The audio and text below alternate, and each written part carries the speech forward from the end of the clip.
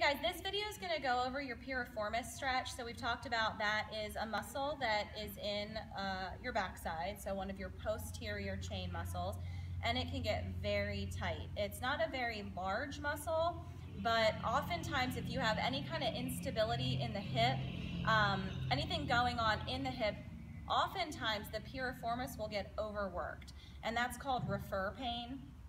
So people will say that to me, like, oh, I just feel a little pain right here in my glute, and that's actually the piriformis usually getting overworked.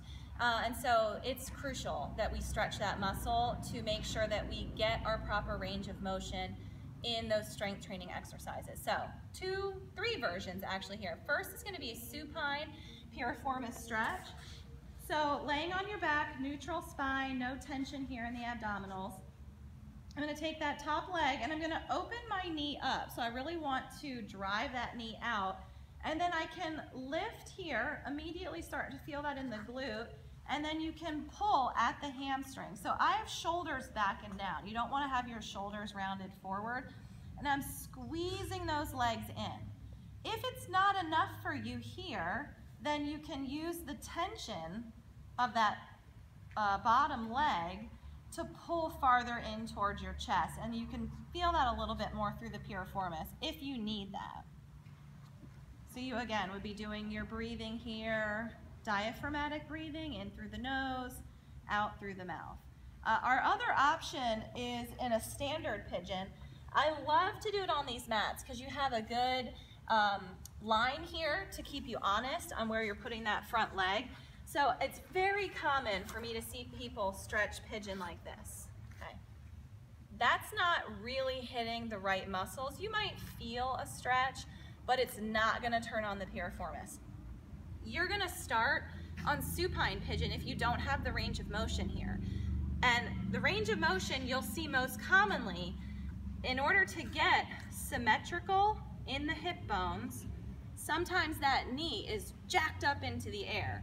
And that's a good indication that you probably aren't ready for this position, this standard pigeon. If you are, you want to make sure you're not pulling your hips forward in order to get the depth. Your hips need to be symmetrical, and then you're going to add that depth. So I have that here. I do feel symmetrical here in the back.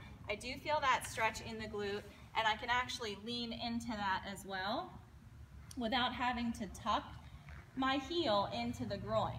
So this is a pretty intense glute stretch, but you can notice this is what it would look like if I was asymmetrical. So I would have that in, and you can see that my left hip bone pulls across my back in order to get into that depth. So we don't want that. We actually want to have the symmetry across the hips before you add the depth.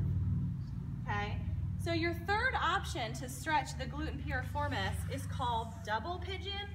Sometimes this is called square position. So I'm going to cheat a little bit and use my more flexible side. So you want to have your bottom leg and your foot flexed. Then you're going to pull the top leg with a flexed foot right on top of that knee and drive your knee down.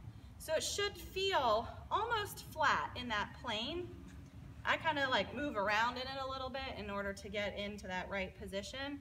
And so this is excellent for opening up the hips, stretching in the piriformis and glute, and also stretching in your adductor, which is your inner thigh. So for some people that might be where they stop at this position. Maybe they have hip flexibility or mobility, but not in the inner thigh. So this would be your option if you are quite flexible in the hips and you need a little bit more than standard pigeon. You're going to move on into double pigeon, 5 breaths per side, and then switch sides. If you have any questions, leave them underneath the video and I will answer them.